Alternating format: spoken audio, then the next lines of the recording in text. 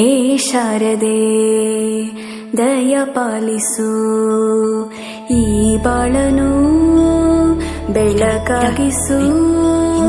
ಹೇ ಶಾರದೆ ದಯ ಪಾಲಿಸು, ಈ ಬಾಳನು ಬೆಳಕಾಗಿಸು.